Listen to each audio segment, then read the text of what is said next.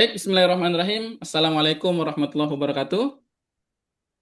Teman-teman masyarakat ekonomi syariah, Waalaikumsalam Waalaikumsalam warahmatullahi warahmatullahi wabarakatuh. wabarakatuh. ya, teman-teman masyarakat ekonomi syariah, perkenalkan kami adalah mahasiswa Institut Agama Islam SEBI, ya.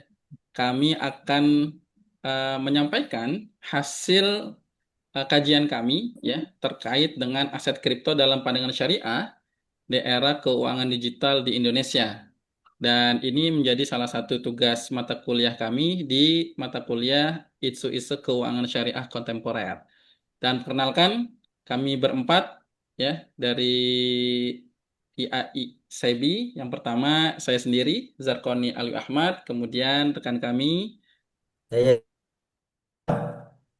rekan kami, Saya Reza Trihartadi. oke, kemudian guru kami, teman kami ini.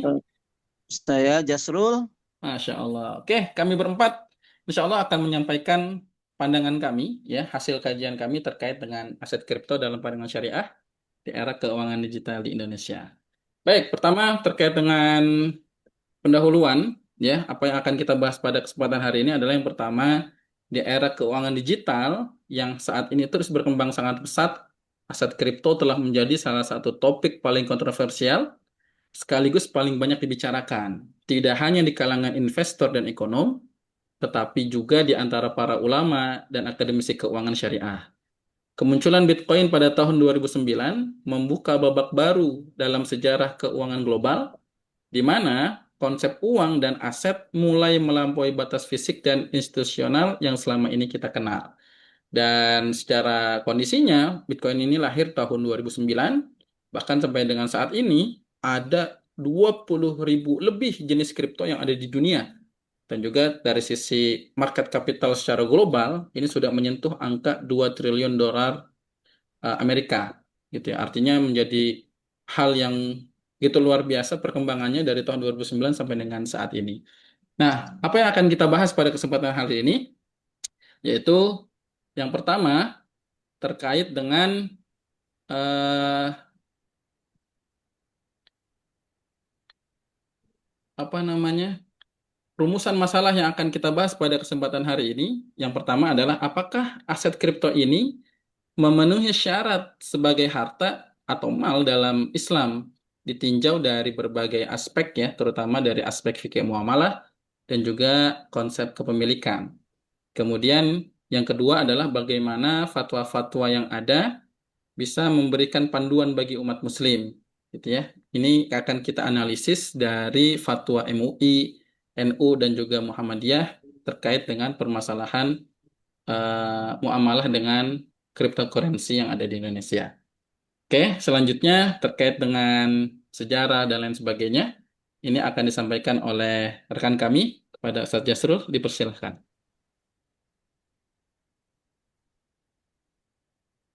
Baik, kami lanjutkan bahwa sejarah singkat aset kripto ini di awal mulanya kemunculan Bitcoin ini, kisah kripto terutama di Indonesia dimulai pada tanggal 31 Oktober 2008 ketika seseorang atau sekelompok orang dengan nama samaran Satoshi Nakamoto mempublikasikan sebuah white paper berjudul Bitcoin. Maka eh, sejak itulah bermunculan dari sejarah singkat dari aset kripto ini. Kemudian pada Januari 2009 juga blok pertama Bitcoin ini berhasil ditambang dan transaksi kripto pertama dalam sejarah terjadi antara Satoshi Nakamoto. Ini adalah seorang programmer dan kemudian juga kalau kita lihat 2010 sampai 2017 begitu ekosistem berkembang munculnya ratusan koin baru. Maka juga lahir pada tahun 2015 yaitu Ethereum membawa konsep smart contracts yang merevolusi industri. Lalu kemudian 2021 sampai sekarang juga era regulasi global yang mana Bitcoin ini atau eh, kripto ini selalu berkembang sampai hari ini, bahkan sampai ke berbagai negara, mulai dari membuat kerangka regulasi, kemudian di Indonesia juga merespon dengan regulasi Bapepti. Kemudian kemudian kripto di tingkat global, bahwa kita tahu bahwa kripto di tingkat global ini yang pertama adalah hampir ke seluruh Indonesia ya, merata, terutama di El Salvador, bahwa Bitcoin ini jadi mata uang resmi sejak tahun 2001. Kemudian juga di Amerika Serikat diakui sebagai komoditas atau dan sekuritas. Kemudian juga di Tiongkok, namun di Tiongkok ini dilarang ya. Seluruh transaksi kripto dilarang sejak 2021. Kemudian begitu juga perkembangan sampai ke Jepang, bahwa di Jepang kripto diakui sebagai aset keuangan yang sah. Mungkin itu perkembangan-perkembangan sampai ke Uni Eropa, sampai ke Dubai, Emirat Arab, bahwa pusat industri Bitcoin ini merata hampir ke seluruh dunia. Ini kalau kita lihat kripto di tingkat global. Mungkin itu untuk perkembangan kripto di tingkat global. Baik, Kemudian dari selanjutnya, Ustadz Reza, silakan Ustadz Reza. Terima kasih atas pemaparan terkait dengan sejarah singkat maupun perkembangan kripto di global ya, di dunia saat ini. Nah, sekarang kita masuk kepada segmen di mana kripto ini sudah memasuki Indonesia ya, teman-teman ekonomi syariah semuanya. Yang di mana pada tahun 2013 sampai 2014 di sini mulai adanya perhatian nih atau awareness yang tumbuh di kalangan masyarakat Indonesia terkait dengan adanya kripto ini gitu. Dan juga muncul berbagai komunitas juga terkait dengan komunitas Bitcoin ya, terutama yang memang pertama kali muncul sebagai kripto yang pertama. Dan juga akhirnya banyak beberapa platform dan yang menjual produk kripto ini di Indonesia. Nah, masuk di fase tahun 2017 hingga 2018 terjadi adanya ledakan maupun antusiasme massal dari masyarakat di Indonesia yang dimana di sini harga Bitcoin itu sangat-sangat digoreng gitu ya secara global dan juga meledak gitu yang menyebabkan adanya antusiasme masyarakat Indonesia ini meningkat secara drastis. Jadi banyak orang yang berlomba-lomba untuk memulai investasi nih teman-teman, mulai dari uang yang sedikit hingga ingin mencapai keuntungan yang sangat besar kayak gitu. Namun di sini di tahun 2018 hingga sekarang itu akhirnya pemerintah mengatur regulasinya terkait dengan kripto ini yang dimana Bapepti sendiri itu mengeluarkan beberapa peraturan teknis dan juga melakukan pengawasan yang semakin ketat karena ekosistem ini yang terus berkembang karena dikhawatirkan memang terjadi adanya penyalahgunaan dari si aset kripto ini sendiri yang dimana saat ini Indonesia pun juga memiliki banyak pengguna aktif hingga jutaan yang menjadikan sebagai salah satu market kripto terbesar di Southeast Asia atau Asia Tenggara. Nah, di sini kita fokus kepada beberapa regulasi atau kerangka hukum yang akhirnya membentuk ekosistem kripto di Indonesia sendiri maupun secara nasional. Yang pertama ada terkait dengan Permendak nomor 99 tahun 2018 yang dimunculkan oleh Kementerian Perdagangan yang di mana di sini tonggak ukur pertamanya itu menempatkan aset kripto sebagai komoditas yang bisa diperdagangkan di bursa secara berjangka yaitu kripto juga disamakan seperti emas ataupun minyak, tapi bukan sebagai mata uang atau alat tukar. Yang kedua, kepada aturan Bapepti yang tadi, yang sebagai badan pengawas perdagangan berjangka, yaitu peraturan Bapepti nomor 3 tahun 2019, yang di mana di sini aturan tersebut mengatur teknis perdagangan aset kripto mulai dari persyaratan platform, daftar kripto yang boleh diperdagangkan itu apa saja, dan juga mekanisme dilakukan oleh Bapepti terhadap platform-platform yang memang menjual aset kripto itu sendiri. Karena memang tidak semua kripto itu boleh diperdagangkan. Dan yang ketiga, ini terkait dengan bank sentral kita, yaitu Bank Indonesia yang memang membuat larangan nih terkait dengan otoritas moneter yang dimana di sini BI sendiri melarang kripto itu sebagai alat pembayaran atau transaksi karena terjadi dualisme regulasi nih terkait dengan kripto ini boleh diperdagangkan secara komunitas namun belum bisa digunakan atau tidak boleh digunakan sebagai alat transaksi sehari-hari seperti itu. Nah, nanti selanjutnya bisa dijelaskan oleh Pak Irfan. Silakan kepada Pak Irfan. Baik, terima kasih Pak Alwi, Pak Jasul, dan Pak Reza. Rekan-rekan sekalian, para pegiat ekonomi syariah, izinkan saya menyampaikan tentang pandangan syariah dari sisi fatwa MUI. Di sini ada Ijtima Ulama Komisi Fatwa ke-7 tahun 2021 tentang pandangannya terhadap cryptocurrency. Yang pertama, cryptocurrency dipandang haram itu jika diposisikan sebagai mata uang atau alat tukar. Karena yang pertama mengandung goror, nilai yang sangat tidak pasti dan fluktuatif. Yang kedua mengandung doror, yaitu berpotensi membahayakan stabilitas ekonomi. Ketiga mengandung qimar atau bersifat spekulatif seperti perjudian. Selanjutnya tidak memenuhi syarat alat tukar yang stabil dalam Islam dan tidak ada otoritas resmi yang menjamin nilainya.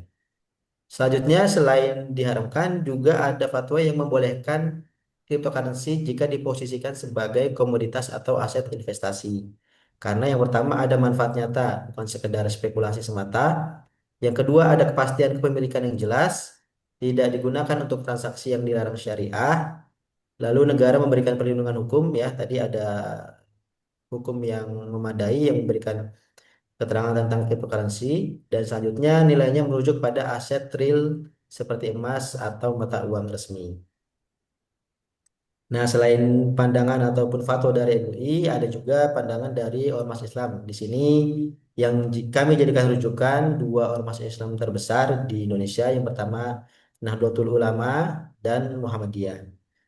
Di Nahdlatul Ulama melalui lembaga Bahsul Masailnya itu memandang cryptocurrency sebagai sesuatu yang harus diposisikan sangat hati-hati.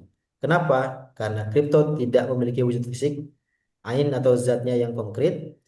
Nilai dari cryptocurrency yang terlalu spekulatif, tidak memenuhi syarat mal yang layak, dan juga potensi transaksi ilegal yang sangat besar karena sifat anonimnya. Sedangkan dari Muhammadiyah melalui Majelis Tarjih dan Tajdidnya memandang cryptocurrency sebagai sesuatu yang bermasalah secara serius gitu ya. Karena yang pertama ketidakjelasan underlying asetnya, tidak ada aset nyata di balik cryptocurrency-nya. Yang kedua, spekulasi dominan mengalahkan fungsi ekonomi produktif, dan yang terakhir memiliki risiko sistematik yang dapat membahayakan stabilitas keuangan. Nah, dari semua yang kami bahas dari mulai awal sampai akhir tadi dapat disimpulkan yang pertama, cryptocurrency bisa menjadi aset investasi masa kini gitu ya. Karena merupakan salah satu alternatif investasi yang semakin relevan di era digital. Yang kedua, boleh namun dengan syarat. Fatwa MUI membolehkan kepemilikan kripto sebagai komoditas atau aset dengan syarat ada manfaat nyata dan kepastian dari sisi kepemilikan. Dan yang terakhir, haram sebagai alat tukar. Penggunaan kripto sebagai mata uang atau alat tukar itu diharamkan karena tadi mengandung unsur goror, doror, dan qimar. Selain itu, selain kesimpulan tiga tadi, para ulama pun bersepakat bahwa sikap hati-hati tetap diperlukan mengingat perkembangan kripto yang sangat dinamis dan resiko yang masih sangat tinggi. Jadi, walaupun dari sisi regulasi ada, lalu ada fatwa dari MUI dan dua lembaga besar, cryptocurrency masih menjadi sesuatu yang belum secara vulgar diajukan gitu ya sebagai satu alat investasi karena tadi resikonya yang masih sangat besar. Mungkin itu yang bisa kami sampaikan. Selanjutnya kami kembalikan lagi kepada Pak Alwi. Padahal Pak Alwi. Baik, terima kasih dari Pak Yasrul, kemudian Pak Reza dan juga Pak Irfan. Dan tadi teman-teman sudah kami paparkan hasil terkait dengan tinjauan kami berkaitan dengan cryptocurrency gitu ya, khususnya yang perkembangan di Indonesia.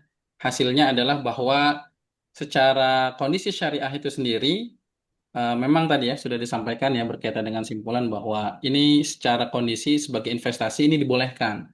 Cuma memang tadi disampaikan bahwa potensi di kripto ini punya resiko yang sungguh yang cukup besar gitu ya. Ya, akhirnya mungkin perlu melakukan apa namanya berpikir tidak hanya sekali gitu ya, mungkin beberapa kali untuk akhirnya masuk dalam proyek investasi dengan cryptocurrency.